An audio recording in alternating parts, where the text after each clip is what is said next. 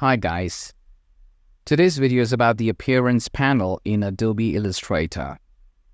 Appearance panel allows you to manage and apply multiple visual effects, strokes, fills, and transparency settings to objects, groups, and layers, all in one place. So let's learn how to make use of it. I'm going to pick the Type tool and type in some text. Now let's enlarge the text using one of the corner handles. I think I need a thicker font, so with the text selected, let's change the font to Impact or any other font of your choice. Now, when I see the text, I feel the letters are too close to each other, so let's increase the kerning, and we can do that using this option here. I won't give you a number here as it depends entirely up to the font you use and what makes you comfortable with the way the text looks. I think we've given our text enough breathing space and we stopped at 37, so that perhaps might give you some idea.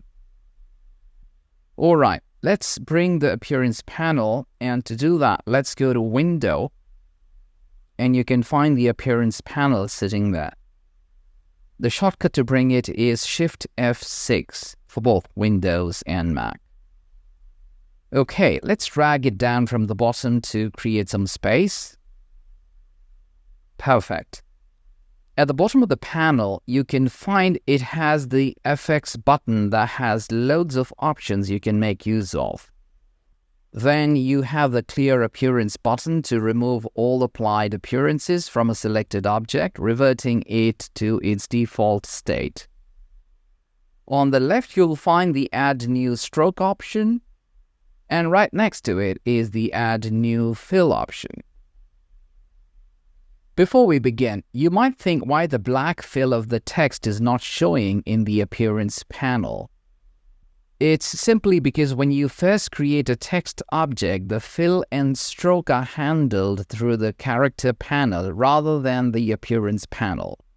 So basically, Illustrator applies basic formatting, usually black fill and no stroke, as part of the character style, which is separate from the more complex styling options available in the Appearance panel.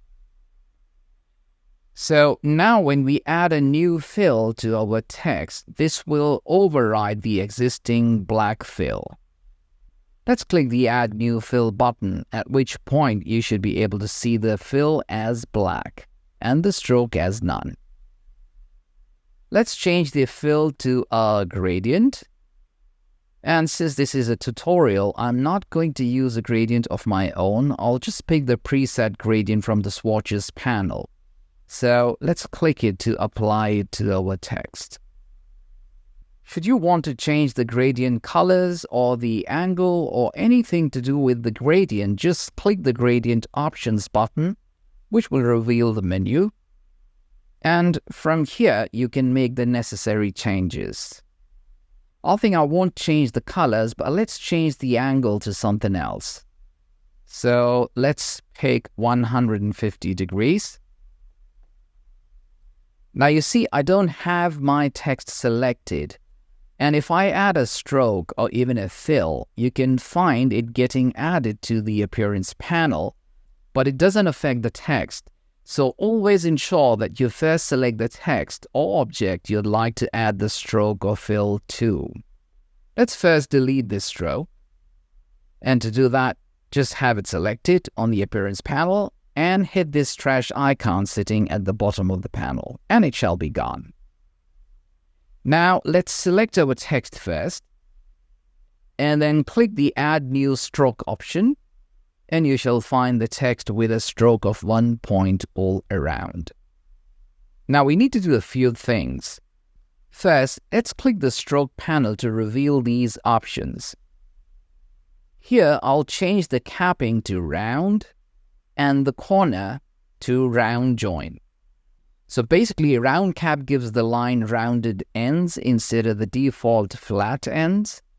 And the round join affects how the corners of a stroke are rendered when two segments meet at an angle, such as the corners of a polygon or where two straight lines connect. Okay, let's change the stroke size to 25 points, at which point you can see that the entire text gets enveloped with just the black strokes, and we don't want that. So all we need to do is click the black stroke option, hold the mouse, and drag it under the gradient we added earlier, and the stroke shall take a back seat. Well, that's the power of the appearance panel. You can move the multiple fills that you apply to your text. You can move the multiple strokes applied to your text or object for that matter, just by dragging and dropping. Now for the next step, let's select our stroke from the appearance panel and then go to the FX option from the bottom of the appearance panel.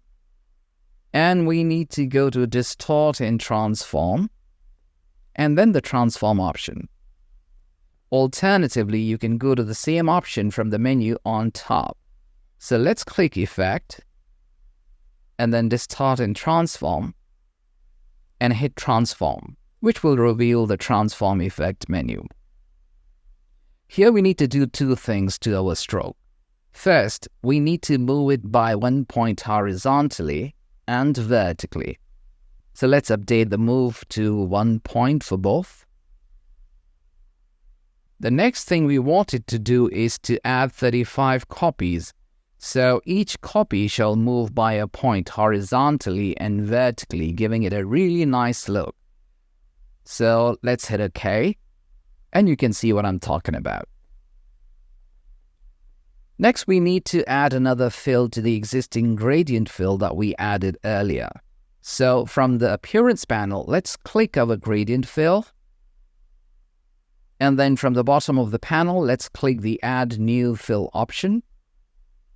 Now you should be able to see two fills on the panel, out of which have the one on the top selected. Click the drop-down of the fill to reveal the swatches panel. And on the bottom left corner, you can find the Libraries menu. Click it, and let's go to Patterns, and then Basic Graphics, and select Basic Graphic Dots option, which will throw another menu with different dot options. Let's select this one, and then close this panel. Now let's go to the Opacity option, and let's see which blending mode we can use from here.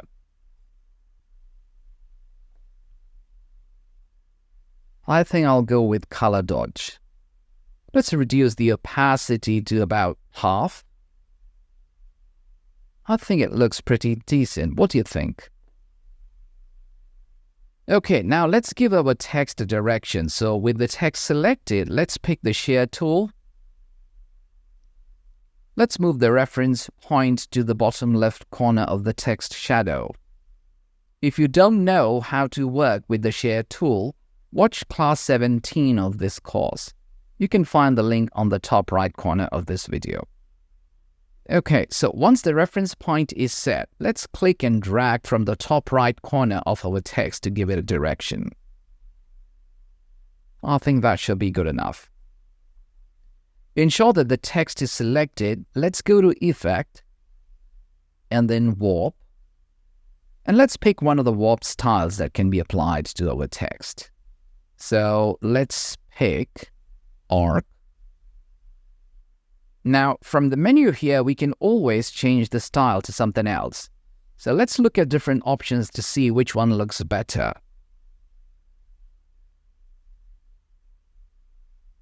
I think flag looks better, so let's go with this one. We can always make adjustments to this style using the bend and distortion option given here. So let's tweak our design.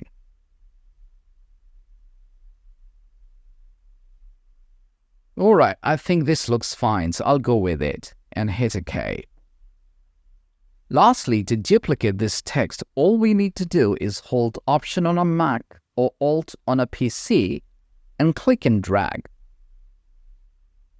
Let's update this text to something else. Now place it under the original text where it fits best. So guys, that's all about the appearance panel. The next video will be about 3D and materials, which is another interesting effect of Illustrator, so ensure not to miss it. Also, don't forget to hit the like button, and please share the video and subscribe to my channel, and I shall be with you soon. Until then, goodbye, and thanks for watching.